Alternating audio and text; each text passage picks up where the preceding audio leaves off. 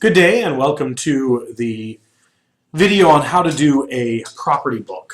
So a property book is, simply put, a written record of every transaction that occurs in the supply world at your school. So you never type anything in column A. In column B, the only things that you're going to type are your battalion number. So if I'm the 435th Battalion, I write that in B1. And if the school is Woodrow Wilson High School, I type that in B2. Don't ever type anything else in C, D, or E, except for D1 you can write your brigade number. So if I'm in the 11th Brigade, I can write that there.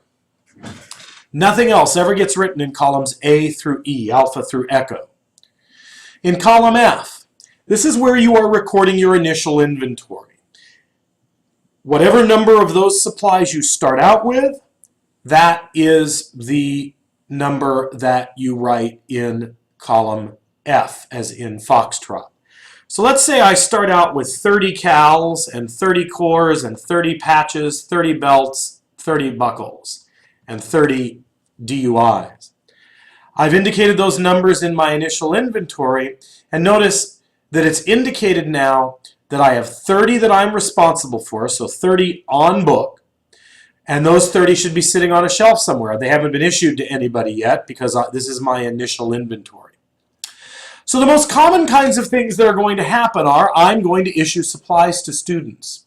So here in the comment section in the next column, each time I do a supply transaction, I'm going to write that transaction in a new column. So I'm moving over to column G, column golf. And in the comment section, I might write after school uniform issue. And let's say that happened on the 2nd of August. You'll notice that the next cell gives me transaction code. So since I issued uniforms, I'm going to type an I in there. And because this is a smart property book, it automatically knows when I issue things to make the necessary changes in columns C, D, and E. So let's say I issued 5 of each.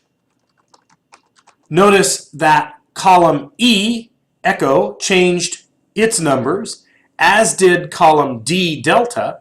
The number on my shelf went down, the number issued went up, but the total on book in column C stayed the same.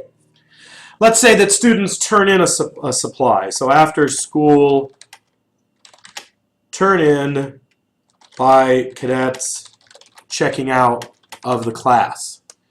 And this was on the 17th of August. So this is turn in. So I use code T for turn in. And let's say 2 cadets turned in everything they were supposed to turn in.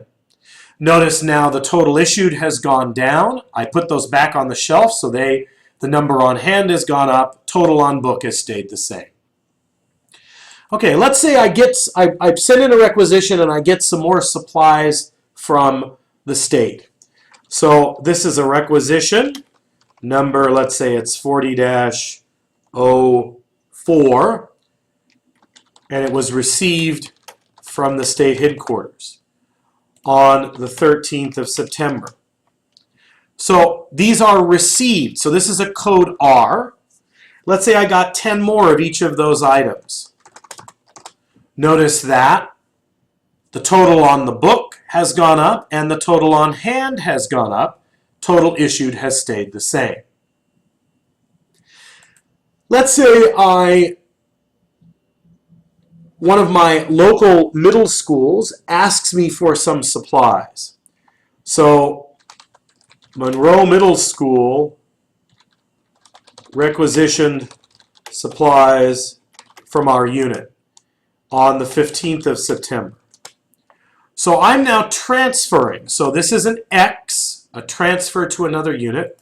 And let's say I gave them 3 cals and 3 cores, and that was it. I didn't give them any patches, belts, buckles, or distinctives. Now you'll notice that the total on hand has gone down. The total on book has gone down, but the total issued has stayed the same because the issued column is only issued to my cadets. Now, there's a couple of other kinds of things that might happen. Let's say I have a student who loses a uniform. So a cadet loses a uniform. And they didn't lose it they lost it due to no fault of their own. Maybe it was stolen from the soccer field while they were playing soccer at a cadet event, and you as the commandant decide, well, the kid's not responsible for the fact that somebody stole their uniform. So that student now has done the equivalent of turning in that uniform. So I have to note that a report of survey is being filed, but on the 20th of September, I'm going to have them turn in that uniform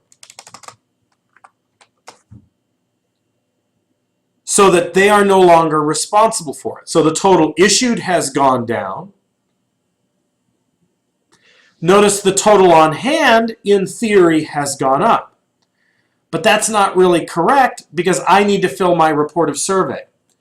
So I fill in a report of survey on that same day, and it comes back approved on the 13th of October.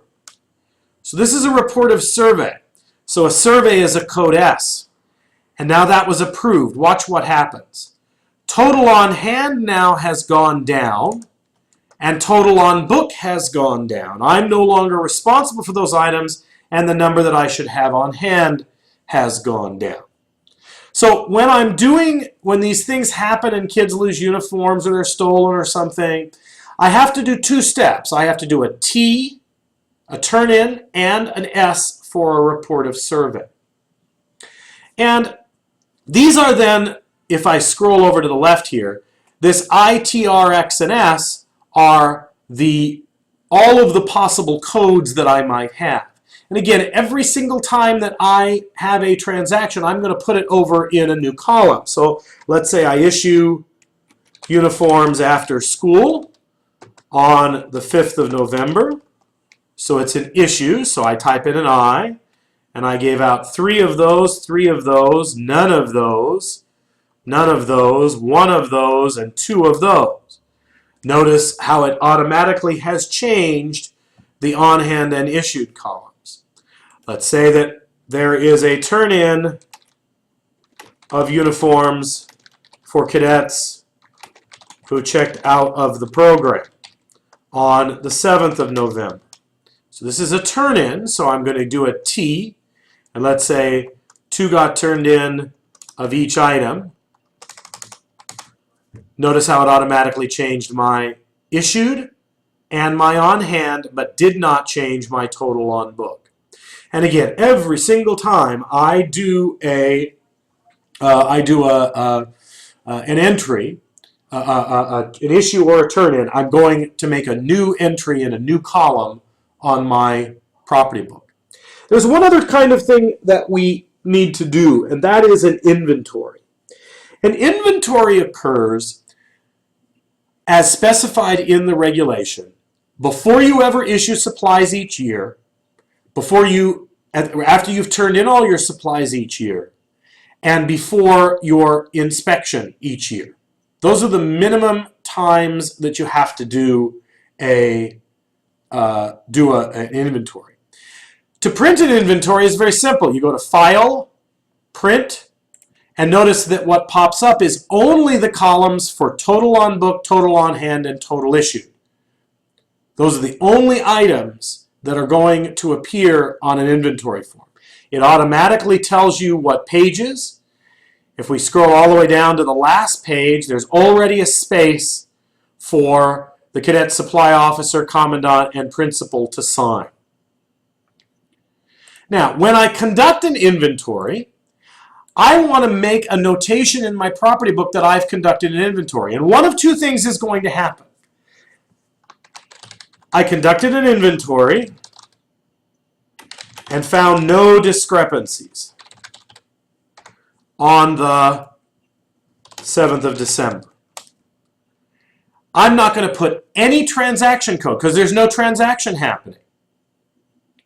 And I'm not going to write anything in the columns. I've just included on my property book a notation that I in fact conducted an inventory. So this is proof that I conducted an inventory on that day. Now let's say in January, I conducted an inventory and I found discrepancies. So a report of survey was filed and then came back approved.